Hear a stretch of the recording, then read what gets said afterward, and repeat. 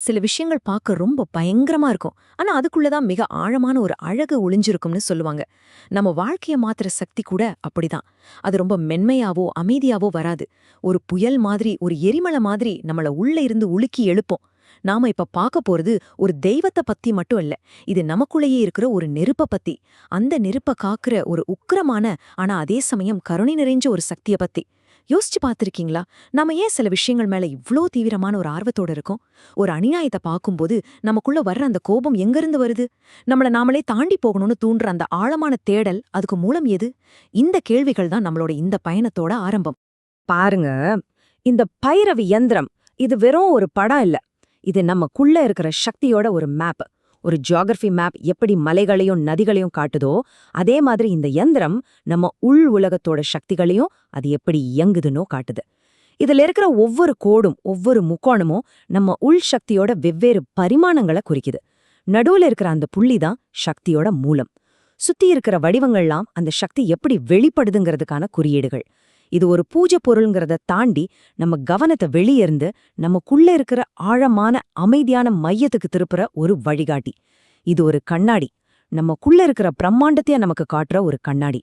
சரி, இப்போ ஒரு முக்கியமான கேள்விக்கு வருவோம். ஒரு விஷயம் ஒரே நேரத்துல பயங்கரமாவும் ரொம்ப அழகாவும் இருக்க முடியுமா? பொதுவா நாம இது ரெண்டையும் எதிரெதிரா தான் பார்ப்போம். அழகுன்னா மென்மை, அமைதி; பயங்கரம்னா குழப்பம், ஒரு விதமான அச்சுறுத்தல். ஒரு பூவோட மென்மையில நம்ம அழகா பார்க்கறோம். ஒரு புயலோட சீற்றத்துல பயங்கரத்தை பார்க்கறோம். ஆனா இந்த ரெண்டும் ஒரே இடத்துல ஒரே நேரத்துல இருக்க முடியுமா? ஒரு எரிமலை வெடிக்கிறத கற்பனை பண்ணி பாருங்க. அது ஒரு பேரழிவை ஏற்படுத்துற பயங்கரமான சக்தி. ஆனா அதே நேரத்துல வானத்துல சிதற அந்த நெருப்பு குழம்புல ஒரு விதமான ஆதி அழகு இருக்கு. அந்த சக்தியோட தீவிரத்துல ஒரு பிரமிப்பு இருக்கு. இந்த கேள்விய உங்க மனசுல வச்சுக்கோங்க. ஏன்னா இதுக்கான பதில் இந்த ஆய்வு முடியும் போது நமக்குள்ள இருந்தே கிடைக்கும்.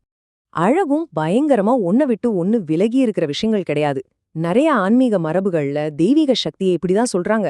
அது கட்டுக்கடங்காதது, அளவிட முடியாதது.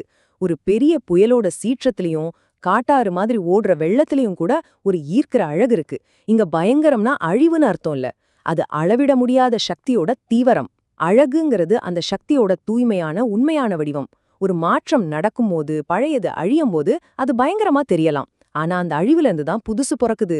அந்த பொறப்பு தான் அழகு. அப்போ பயங்கரம்ங்கிறது மாற்றத்தோட செயல்முறை, அழகுங்கிறது அதோட விளைவு. ரெண்டுமே ஒரே நாணயத்தோட ரெண்டு பக்கங்கள் மாதிரி. இந்த சக்தியோட மையம்தான் பைரவி. அவங்க பேரோட அர்த்தமே பயங்கரமானவள் அல்லது அச்சமூட்டக்கூடியவள்னு தான் வரும். ஆனா இது நாம இருட்டுல தனியா போகும்போது வர்ற பயம் இல்ல. இது ஆயிரக்கணக்கான நட்சத்திரங்களோட இருக்கிற வானத்தை பார்க்கும்போது அந்த பிரபஞ்சத்தோட பிரம்மாண்டத்துக்கு முன்னாடி நமக்கு வர்ற ஒரு பிரமிப்பு, ஒரு பயம் கலந்த மரியாதை. பைரவி தெய்வீக பெண்மையோட அந்த உக்கிரமான வடிவத்தை குறிக்கிறாங்க. அவங்க மாற்றத்தை உருவாக்குற வெப்பம், ஒளி. ஒரு உருவத்தை விட அவங்க ஒரு ஆற்றல். நம்மளோட தேவையில்லாத பற்றுக்களையும் அறியாமையும் சுட்டெரிக்கிற நெருப்பு அவங்க. அந்த நெருப்ப முதல்ல பார்க்கும்போது பயங்கரமா தெரிஞ்சாலும் அதோட நோக்கம் நம்மள தூய்மைப்படுத்துறது தான். சரி, பைரவிங்கிற இந்த கருத்திலிருந்து வெளியே வந்து நமக்குள்ள நடக்கிற நிஜமான அனுபவங்களுக்குள்ள போவோம். ஏன்னா இந்த தெய்வீக ஆற்றல்ங்கிறது எங்கேயோ தூரத்துல கோவில்ல மட்டும் இருக்கிற ஒரு விஷயம் கிடையாது. அது நமக்குள்ள ஒவ்வொரு நொடியும் நாம உணர்ற தீவிரமான உணர்ச்சிகள் வடிவத்துல துடிச்சிட்டே இருக்கு. அந்த உணர்ச்சிகளை நாம சரியா புரிஞ்சுக்கிட்டா பைரவியோட இயல்பை நாம உணர ஆரம்பிச்சிடலாம். அந்த உள் நெருப்போட சில வெளிப்பாடுகளை இப்ப பாப்போம். இந்த நெருப்போட முதல் ரொம்ப அழகான வெளிப்பாடுதான் பேரார்வம். உங்க வாழ்க்கையில நீங்க எதையாவது அடையணும்னு ரொம்ப தீவிரமா முழு மனசோட ஆசைப்பட்ட ஒரு தருணத்தை நினைச்சு பாருங்களேன். ஒரு லட்சியத்துக்காக, ஒரு கலைக்காக, இல்லனா ஒரு ஆன்மீக தேடலுக்காக உங்களையே நீங்க முழுசா அர்ப்பணிச்சப்போ உங்களுக்குள்ள எரிஞ்ச அந்த தணியாத நெருப்பு, அந்த சக்தி உங்களை எப்படி ராத்திரி பகலா இயக்கிக்கிட்டே இருந்துச்சுன்னு யோசிச்சு பாருங்க. அதுதான் இந்த தெய்வீக ஆற்றலோட ஒரு துளி. அதுதான் பைரவியோட சக்தி நம்ம கிட்ட வெளிப்படுற ஒரு விதம். அது நம்மள சும்மா இருக்கவே விடாது, முன்னாடி தள்ளிக்கிட்டே இருக்கும். அடுத்தது கோபம். நாம பொதுவா கோபத்தை ஒரு நெகட்டிவ் உணர்ச்சியா தவிர்க்க வேண்டிய ஒன்னாதான் பாக்குறோம். ஆனா ஒரு அநீதிக்கு எதிரா நமக்குள்ள வர கோபத்தை பத்தி யோசிங்க. ஒரு அப்பாவை கஷ்டப்படுறத பார்க்கும்போது நமக்குள்ள பொங்குற அந்த ஆக்ரோஷம், நம்மளையோ இல்ல நம்ம நேசிக்கிறவங்களையோ பாதுகாக்க உருவாகிற அந்த உக்ரம், அது வெறும் அழிவு சக்தி இல்ல, அது ஒரு பாதுகாக்கிற சக்தி. அதை சரியா வழி நடத்தினா கோபம் கூட ஒரு சக்தி வாய்ந்த மாற்றத்தை உருவாக்குற கருவியா மாறும். அந்த நெருப்பு தான் சமூகத்துல பல புரட்சிகளுக்கு காரணமா இருந்திருக்கு. அதுவும் இந்த உள் நெருப்போட, இந்த பைரவி தத்துவத்தோட ஒரு வடிவந்தான். கடைசியா பேராவ, அதாவது ஆஸ்பிரேஷன். நாம இப்போ இருக்கிற நிலைய தாண்டி இன்னும் பெட்டரா வளரணும், நம்ம திறமைகளை முழுசா வெளிப்படுத்தணும், ஆன்மீகத்துல உயரணும்னு வர அந்த தாகம், அந்த ஆழமான தேடல், அதுவும் இந்த நெருப்போட ஒரு பாசிட்டிவ் வெளிப்பாடுதான். இது நம்மள ஒரே இடத்துல தேங்கி நிக்க விடாது. அது நம்மள தொடர்ந்து முன்னேற தூண்டுற ஒரு உள்சக்தி. இந்த பேரார்வம், கோபம், பேராவா, இது எல்லாமே ஒரே ஆற்றலோட வெவ்வேறு முகங்கள் தான். இந்த எல்லா தீவிரமான உணர்ச்சிகளுக்கு பின்னாடி இருக்கிற அந்த மூலசக்திக்கு சம்ஸ்கிருதத்துல ஒரு பேர் இருக்கு. அதுதான் தேஜஸ். தேஜஸ்னா தெய்வீக வெப்பம் அல்லது ஒளி. ஒருத்தரோட கண்ணுல இருக்கிற பிரகாசம், அவங்க பேச்சுல இருக்கிற சக்தி, அவங்க செயல்கள்ல இருக்கிற தீவிரம், இதெல்லாமே தேஜஸோட வெளிப்பாடுதான். இதுதான் பைரவி உருவகப்படுத்துற அடிப்படை சக்தி. இது தூய்மையான, கட்டுப்படுத்தப்படாத மாற்றத்தை உருவாக்குற ஒரு ஆற்றல். இந்த தேஜஸ சரியா பயன்படுத்தினா அது நம்மள உருவாக்கும். தப்பா பயன்படுத்தினா அது நம்மளையும் நம்ம சுத்தி இருக்கிறவங்களையும் எரிச்சிரும். இப்போ நாம இந்த உள் நெருப்போட, இந்த தேஜஸோட முதல் பரிமாணத்தை பார்க்கலாம். இந்த சக்தி முதல்ல எப்படி வெளிப்படுது? அது பேச்சின் மூலமா, வார்த்தையின் மூலமா வெளிப்படுது. ஆனா நாம பேசுற வார்த்தைகள் இல்ல, அதுக்கும் முன்னாடி இருக்கிற ரொம்ப சூக்ஷ்மமான ஒரு நிலையில. ஒரு விதைக்குள்ள ஒரு மரம் ஒளிஞ்சிருக்கிற மாதிரி ஒவ்வொரு வார்த்தைக்கும் பின்னாடி ஒரு மூலசக்தி இருக்கு. அந்த மூலசக்திய பத்தி தான் நாம இப்போ பார்க்க போறோம். பைரவி பேச்சோட உச்சக்கட்ட சக்தியா கருதப்படுறாங்க. இதுக்கு பராவாக், அதாவது உச்சக்கட்ட வார்த்தைன்னு பேரு. இது நம்ம பேசுற தமிழ், ஆங்கிலம் மாதிரி ஒரு மொழி இல்ல. இது எந்த மொழியிலும் உச்சரிக்கப்படாத, ஏன் எண்ணமா கூட உருவாகாத வார்த்தையோட ஆதி வடிவம். ஒரு எண்ணம் தோன்றதுக்கு முன்னாடி இருக்கிற அந்த தூய சக்தி. இத ஒரு ஜுவலந்த வார்த்தை, இல்லனா நெருப்பு தூண்னு சொல்றாங்க. இடி மின்னலுக்கு முன்னாடி வானத்துல உருவாகிற சக்திய போல இது வார்த்தை பிறக்கிறதுக்கு முந்தைய நிலை. இது வெறும் சத்தம் இல்ல, இது படைப்போட மூல சக்தி. சத்தியமான, சக்தி வாய்ந்த வார்த்தைகள் எல்லாம் இந்த மூலத்திலிருந்து தான் பிறக்குது. இதை இன்னும் சிம்பிளா புரிஞ்சுக்க பைரவிய தாராங்கிற இன்னொரு தேவியோட ஒப்பிட்டு பார்க்கலாம். பைரவி வார்த்தையோட மூல சக்தியான பராவாக்னா, தாரா அந்த சக்தி ஒரு குறிப்பிட்ட எண்ணமாவோ ஒரு காட்சியாவோ மாறுற முதல் புள்ளி, அதாவது பஷ்யந்தி வாக். சுருக்கமா சொல்லணும்னா பைரவிங்கிறது ஒரு படத்தோட ஒன்லைன் ஸ்டோரி மாதிரி, தாராங்கிறது அந்த ஸ்டோரியோட முதல் சீன் மனசுல வர்ற மாதிரி. பைரவிங்கிறது தூய ஆற்றல், வெறும் சாத்தியம். தாராங்கிறது அந்த ஆற்றல் ஒரு திசையை எடுக்கிறது. பைரவி ரொம்பவும் சூக்ஷ்மமானவங்க, அவங்க சக்தியோட மூலம். சரி, நமக்குள்ள தேஜஸ்ங்கிற உள்நெருப்பு இருக்கு, அது பராவாக்ங்கிற பேச்சோட மூல சக்தியா இருக்குன்னு பார்த்தோம்.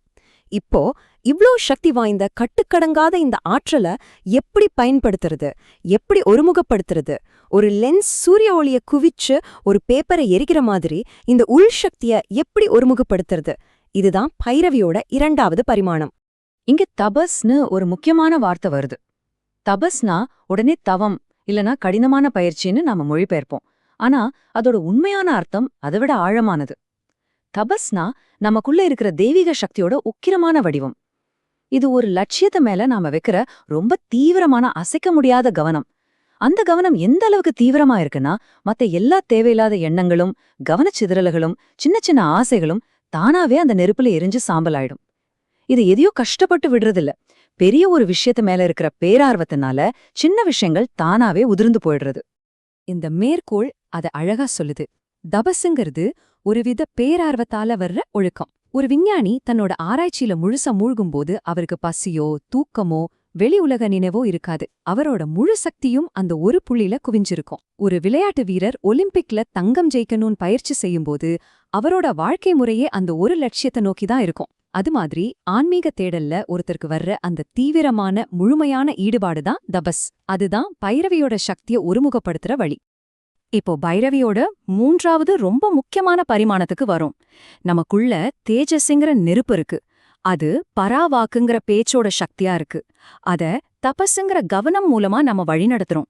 சரி, இப்படி ஒருமுகப்படுத்தின இந்த சக்தி என்ன செய்யும்? அது நம்மள பாதுகாக்கும், ஒரு வீராங்கனை மாதிரி. ஆனா இந்த போர் எங்க நடக்குது? யாருக்கு எதிரா நடக்குது? பைரவியோட இந்த உக்கிரமான வடிவம் அசுரர்களை அழிக்கிற சண்டி அல்லது துர்க்கைய ஞாபகப்படுத்தும். புராண கதைகள்ல தேவர்களை அசுரர்கள் துன்புறுத்தும் போது அவங்கள பாதுகாக்க தேவி உக்கிரமான வடிவம் எடுப்பாங்கன்னு படிச்சிருக்கோம். ஆனா இங்க ஒரு முக்கியமான ஆழமான உண்மை இருக்கு. பைரவி சண்டை போடுற அசுரர்கள் வெறியே இல்ல. அவங்க நமக்குள்ளேதான் இருக்காங்க. நம்ம அகங்காரம், அறியாமை, பயம், பொறாமை, தேவையில்லாத பற்றுக்கள், இதுதான் அந்த உண்மையான அசுரர்கள். அதுதான் நம்ம உண்மையான சக்தியை வெளிப்படுத்த விடாம நம்மள சிறைப்பிடிச்சு வச்சிருக்கு. இப்போ ரொம்ப ஆழமான ஒரு உண்மை தெரிய வருது. இந்த வீராங்கனை கையில ஆயுதமே இல்ல. அவங்க கிட்ட வாளோ ஈட்டியோ எந்த போர்க்கருவியும் இல்ல. அப்ப அவங்களோட ஆயுதம் என்ன? அது அவங்களோட இயல்பேதான். 1. தெய்வீக பேச்சு, அதாவது சத்தியத்தோட நெருப்பு. 2. ஆன்மீக நெருப்பு, அதாவது தபஸோட ஒருமுகப்படுத்தப்பட்ட சக்தி. பொய், மாயை இதெல்லாம் சத்தியத்தோட ஒளிக்கு முன்னாடி நிக்க முடியாது. அறியாமைங்கிற இருட்டு ஞானம்ங்கிற நெருப்புக்கு முன்னாடி எரிஞ்சு போயிடும். அவங்க நம்ம அகங்காரம்ங்கிற அசுரனை சத்தியம் மற்றும் தவசுங்கிற ஆயுதத்தால ஜெயிக்கிறாங்க. அவங்களோட வெற்றி அகங்காரத்தின் மேலேயும் மாயரின் மேலேயும் ஒளிக்கு கிடைக்கிற வெற்றி. அப்போ இந்த உள்மன போர் எப்படி நடக்குது? இது ஒரு பிராக்டிக்கலான சைக்காலஜிக்கல் ப்ராசஸ். முதல் படி மாயைய அறிஞ்சிக்கிறது. அதாவது நம்மளோட எந்தெந்த எண்ணங்கள், எந்தெந்த பழக்கங்கள் நம்மள பாதிக்குது, நம்ம வளர்ச்சியை தடுக்குதுன்னு நேர்மையா கண்டுபிடிக்கிறது. 2வது படி தபஸ பயன்படுத்துறது. அதாவது நம்ம முழு கவனத்தையும் மன உறுதியையும் பயன்படுத்தி அந்த கெட்ட பழக்கங்களை, அந்த தடைகளை தாண்டி வர்றது. இது ஒரு நாள்ல முடிகிற விஷயம் இல்ல, இது ஒரு தொடர்ச்சியான பயிற்சி. 3வது படி உண்மையான இயல்பை வெளிப்படுத்துறது. தடைகள்ங்கிற மேகம் விலகும்போது உள்ளே இருக்கிற சூரியனான நம்ம உண்மையான இயல்பு, நம்ம தூய விழிப்புணர்வு தானாவே பிரகாசிக்க ஆரம்பிக்கும். பைரவியோட அருள்ங்கிறது இந்த ப்ராசஸ்க்கு தேவையான சக்திய நமக்குள்ளே இருந்தே கொடுக்கறது தான். இப்போ பைரவியோட பயங்கரம் அல்லது கோபம்னா என்னன்னு நமக்கு முழுசா புரியுது. அது பழிவாங்கிற கோபம் இல்ல, அது ஒரு தாயோட பாதுகாப்பு உணர்வு. ஒரு குழந்தை நெருப்பு பக்கத்துல போகும்போது ஒரு தாய் மென்மையா வேண்டாம் கண்ணான்னு சொல்ல மாட்டாங்க. கண்டிப்பா சத்தமா கூட கத்தி குழந்தைய இழுத்துட்டு வந்து அணைச்சுப்பாங்க. அந்த கண்டிப்பு கோபம் இல்ல, அது அன்போட உச்சக்கட்ட வழிபாடு. அதே மாதிரி நம்ம அகங்காரமோ அறியாமையோ நம்மள காயப்படுத்தும் போது பைரவியோட சக்தி ஒரு தாயோட கண்டிப்பான அன்போட நம்மள திருத்தி சரியான பாதைக்கு கொண்டு வரும். அது ஒரு கருணை மிக்க பாதுகாக்கிற சக்தி. நாம ஆரம்பிச்ச அந்த கேள்விக்கே திரும்ப வருவோம். பயமும் அழகும் எப்படி ஒன்னா இருக்க முடியும்? இதுவரைக்கும் நாம பார்த்த தேஜஸ், பராவாக், தபஸ், உள்மன போர் எல்லாத்தையும் ஒன்னா சேர்த்தா அந்த புதிருக்கு விடை இப்போ நமக்கு முன்னாடி தெளிவா தெரியும். அது ஒரு தத்துவ ரீதியான விடை இல்ல, அது ஒரு அனுபவ ரீதியான உணர்தல். மறுபடியும் இந்த எந்திரத்தை பாருங்க. நாம முதல்ல பார்க்கும்போது இது வெறும் ஒரு படமாவோ ஒரு சிக்கலான வடிவமாவோ தெரிஞ்சிருக்கலாம். ஆனா இப்போ இதுக்குள்ள இருக்கிற ஆழம் நமக்கு தெரியும். அந்த நடுவுல இருக்கிற நெருப்பு, அந்த சக்தி ஒரு அச்சுறுத்தல் இல்ல, அதுதான் நம்மளோட மையம், அதுதான் நம்ம மூல சக்தி, அதுவே நம்ம உயிர். பயமும் அழகும் தனித்தனி இல்ல, அது சத்தியம்ங்கிற ஒரே சக்தியோட 2 வேற வேற தீவிரமான வெளிப்பாடுகள். நம்மளோட எல்லைகளை நாம சந்திக்கும்போது அது பயங்கரமா தெரியுது. அந்த எல்லைகளை நாம தாண்டி போகும்போது அது அழகா மாறுது. பைரவியோட பயங்கரம்னா அது சுய மாற்றத்தோட பிரமிக்க வைக்கிற தீவிரம். ஒரு விதை தன்னை உடைச்சுக்கிட்டே மண்ணை பிளந்து வெளியே வரும்போது அது அந்த விதைக்கு ஒரு பயங்கரமான வன்முறையான செயல்தான். ஆனா அதுதான் அதோட வளர்ச்சி, அதுதான் அதோட அழகு. ஒரு கம்பளி பூச்சி தன்னை சுத்தி கூடு கட்டி உள்ள தன்னை உருமாத்திக்கிறது. வெளியிருந்து பார்க்க அமைதியா இருந்தாலும் உள்ள அது ஒரு பயங்கரமான உருமாற்றம். ஆனா அதோட முடிவு ஒரு அழகான வண்ணத்து பூச்சி. அதே மாதிரிதான் நம்ம பழைய நம்பிக்கைகளையும் கட்டுப்பாடுகளையும் உடைச்சுக்கிட்டு நம்ம உண்மையான நாமா மாறும்போது ஏற்படுற அந்த தீவிரமான சக்தி வாய்ந்த ப்ராசஸ் தான் பைரவியோட பயங்கரம். அந்த மாற்றத்தோட விளைவுதான் பேரழகு. ஆக இந்த பயணம் நமக்கு வெளியே இல்ல, நமக்கு உள்ளதான் நடக்குது. பைரவிங்கிற சக்தி நமக்குள்ளே இருக்கு. அந்த தேஜஸ்ங்கிற நெருப்பும் நமக்குள்ளே ஒவ்வொரு கணமும் எரிஞ்சிட்டே இருக்கு. அத நாம எப்படி பயன்படுத்துறோங்கிறதா முக்கியம். இப்போ உங்களுக்கான ஒரு கேள்வியோடு இதை முடிக்கிறேன். கொஞ்ச நேரம் எடுத்து உங்களுக்குள்ளேயே நேர்மையா இந்த கேள்வியை கேளுங்க. உங்க வாழ்க்கையில, உங்க வளர்ச்சியில, உங்க உண்மையான சக்தியை வெளிப்படுத்த விடாம உங்களை தடுத்துக்கிட்டு இருக்கிற எந்த மாயைகளை, எந்த பற்றுக்களை, எந்த பயங்களை அந்த உள் நெருப்புல போட்டு எரிக்க நீங்க தயாரா இருக்கீங்க? பதில் உங்களுக்குள்ள இருக்கு.